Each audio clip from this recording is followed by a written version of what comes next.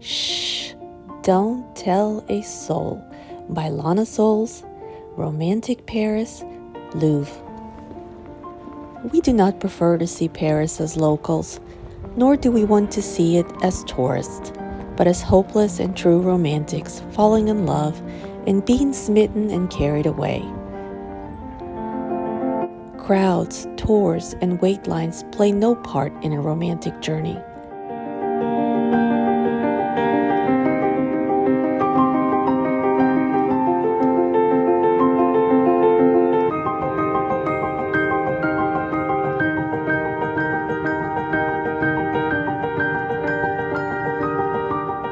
Paris, with its architectural beauty, is an outdoor museum on its own. Yet we cannot miss out on the art of the masters in the grand museums, such as the Louvre, the historical opulent palace itself. Our perfect and romantic Parisian day always includes a museum, a garden, and a cafe or restaurant in a close proximity to each other. Tuileries Gardens are located right in front of the Louvre and span all the way up to Place de la Concorde. One can stroll along all the statues and relax by the two ponds.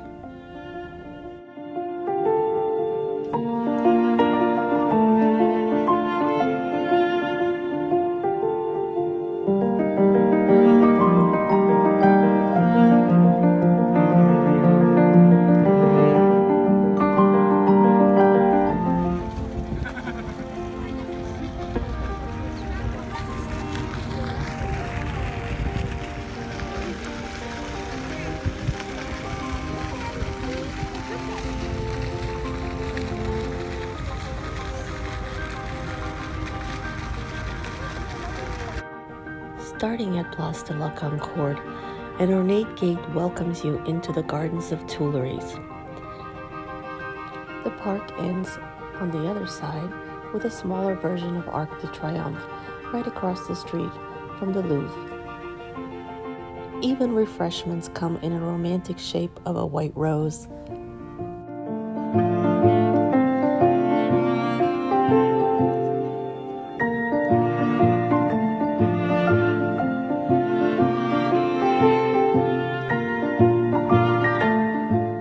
We prefer to frequent the Louvre in an intimate and romantic evening hours, offered on Wednesdays and Fridays, after the crowds and the tours have dissipated and the palace is serene on the inside and a golden glow of the setting sun is on its facade.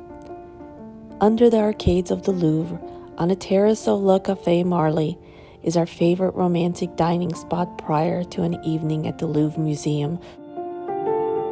Under the gaze of life-size statues looking down at us, we sip our champagne in side-by-side elegant white chairs, overlooking the courtyard's mirrored pools, fountains, and Pei's iconic modern pyramid, and Louis XIV on his horse of the historic past.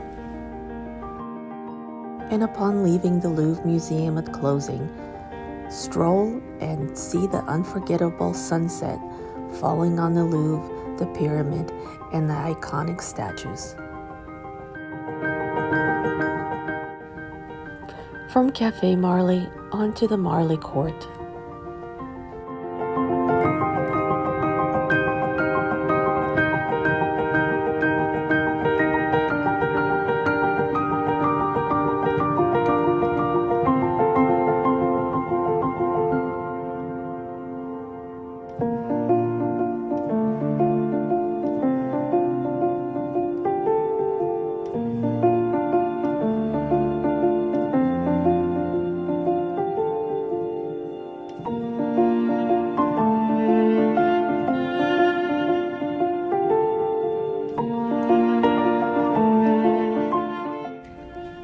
From Marley Court, only a short ride up the elevator, you feel like an honored guest at Napoleon's apartments.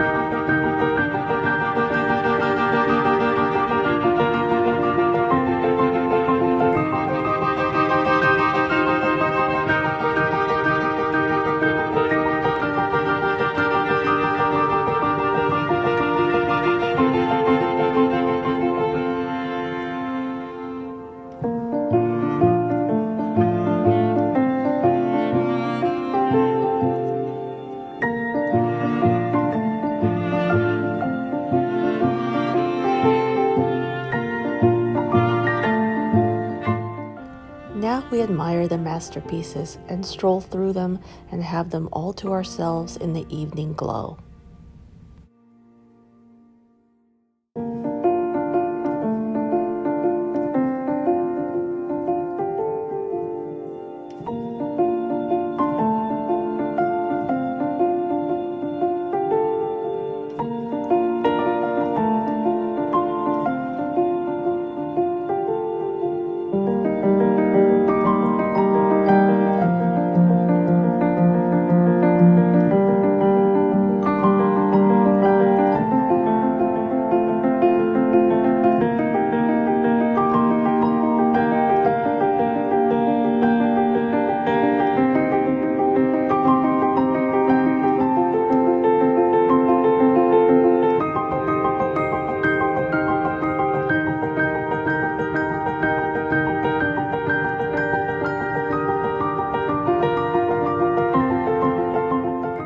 We continue along, admiring the palace and never missing the almighty Apollo Gallery, which houses the royal jewels.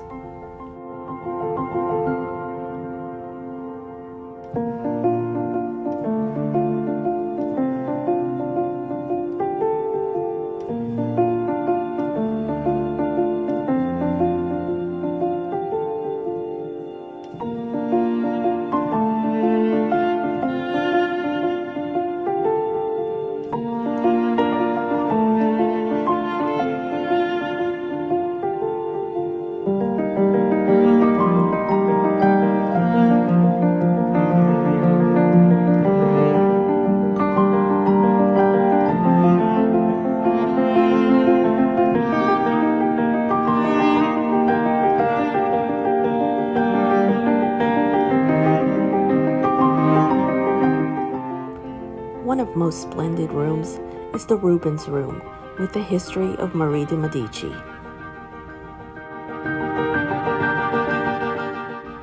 Our night would not be complete at the museum without seeing the objects of the royal court, such as Marie Antoinette's travel kit, and china, tapestries, cabinetry, and little snuff boxes adorned in every jewel you can imagine.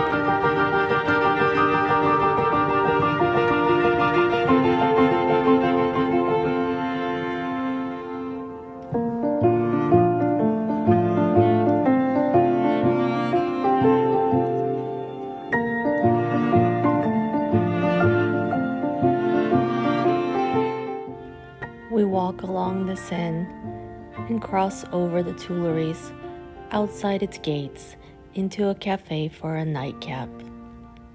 Bonne nuit and bon voyage.